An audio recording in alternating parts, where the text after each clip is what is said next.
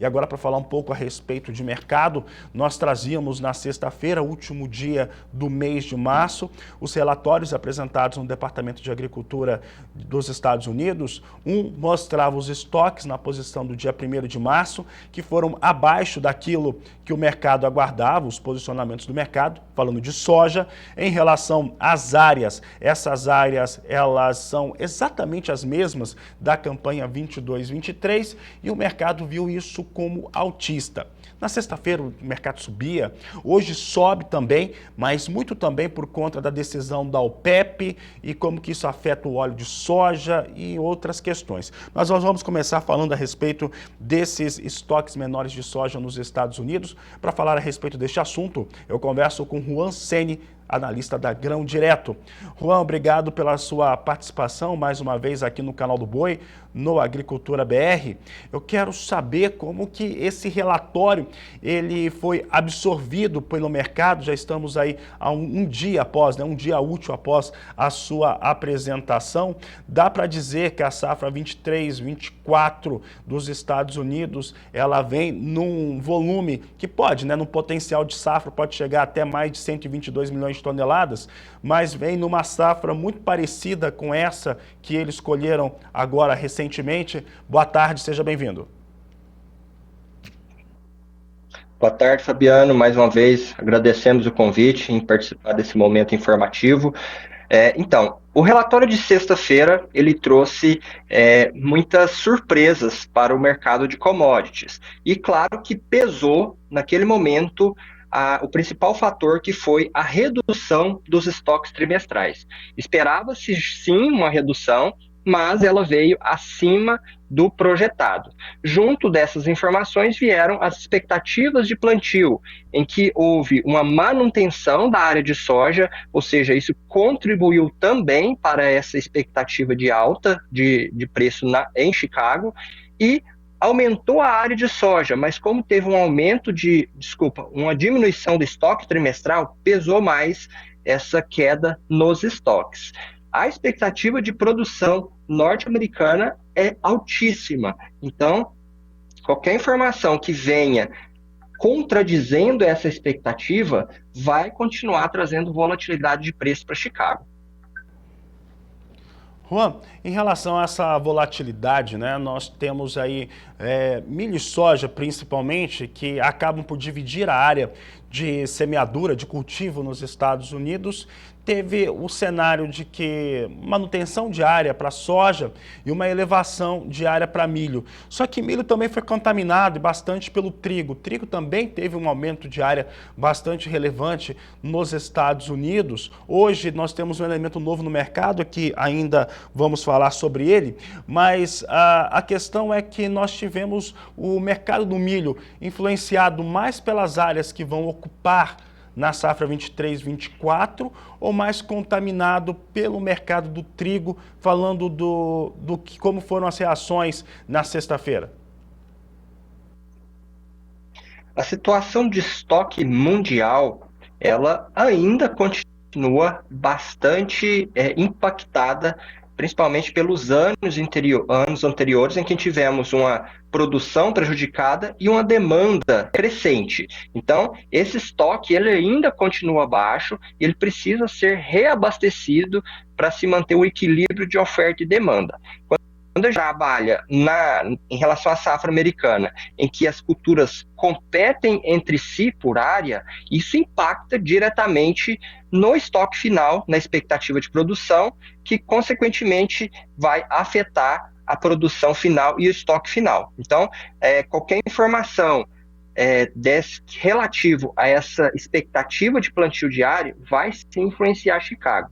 Eu acredito que possa haver alguma mudança ainda em relação à efetivação desse plantio. Existe uma evolução de plantio aí pela frente, em que existem muitos fatores a serem observados, em que lá no final pode ser que tenha sim, talvez um acréscimo pequeno na área de soja, talvez diminua um pouquinho essa área de milho. Vai depender muito da evolução do plantio, que vai impactar diretamente nesses resultados finais. Muito bem, Juan. E aí, falando a respeito, principalmente sobre outras questões agora que acabam por envolver o Brasil, a Bolsa de Comércio de Rosário, na sexta-feira, ela trouxe um dado bem interessante, né? A Argentina teve uma quebra muito forte em relação à sua produção de soja, expectativa, inclusive, que as importações de soja da Argentina, de comprar soja brasileira, sejam maiores, né, mais fortes. Aqui no Mato Grosso do Sul mesmo, nós temos visto muita movimentação já no porto, em Porto Murtinho, para a descida de soja para aquele país. E o fato é que a Bolsa de Rosário declarou que na safra 22-23, Brasil deve ser o maior player, ou o maior exportador, melhor dizendo, em relação a farelo de soja. Como é que esse cenário ele pode ocorrer no Brasil? Como é que a indústria ela está preparada para isto? E quais mercados que o Brasil deve atingir, além daqueles que ali já exporta? O cenário atual que a gente tem para hoje, em que temos uma produção forte no Brasil e uma quebra de safra na Argentina, traz excelentes oportunidades para o Brasil. Isso porque o Brasil tem sim potencial de suprir a falta de produto que a Argentina vai trazer para o mercado. Então, hoje, atualmente, a Argentina é o maior exportador de farelo e óleo de soja, e diante da quebra de safra do país, traz oportunidades para que o Brasil consiga até mesmo superar essa exportação que eles ocupam nesse momento, esse volume, né, de exportação. Você tem uma ideia, espera-se que o Brasil, de acordo com o SDA, exporte cerca de 25 milhões de toneladas até o momento de farelo. A Argentina, nesse cenário que se encontra hoje, a expectativa é que se exporte 21 milhões de toneladas. Então, já nesse cenário, o Brasil já ocupa a liderança na exportação e possivelmente esses números vão aumentar. Em relação à demanda mundial pelo produto, existe a China, que sim é um dos principais compradores dos balões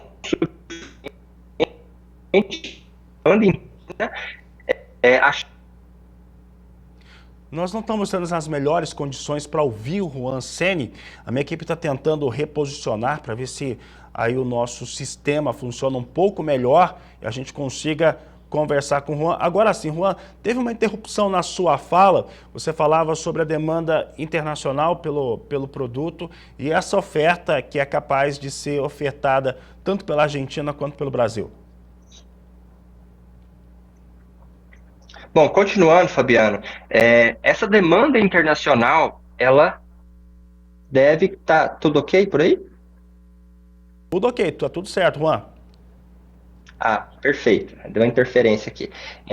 Em relação a essa demanda internacional, Fabiano, ela deve ser direcionada para o Brasil. Então, a China, que é um dos principais compradores, consumidores de farelo de soja, a China produz muito farelo, mas não é o suficiente para sua demanda interna. Essa demanda chinesa deve ir para o Brasil em detrimento da quebra de safra da Argentina. Então, há um horizonte bastante promissor para a produção de farelo de soja brasileiro.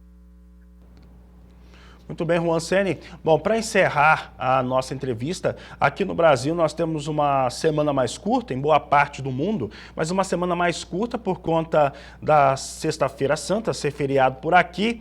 Nós estamos vendo, neste momento, soja em Chicago vai subindo, nós temos alta para a soja em Chicago. Cenário em relação a prêmios melhorava, claro que está negativo, mas melhorava um pouco na última semana. Você consegue observar se devemos ter algum destravamento dos negócios nacionais aqui pelo Brasil?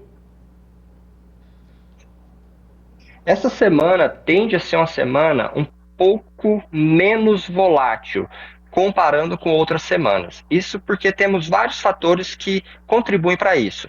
Primeiro deles, e eu acho que um dos principais, a China estará ausente das compras, ou pelo menos compras volumosas, nesses 3 primeiros dias da semana, em que eles estão num feriado, né, lá na China. Sexta-feira, aí já é numa amplitude maior, um feriado que atinge aí vários países, que é a Sexta-feira Santa. Então, isso tira, sim, volatilidade e movimento de Chicago.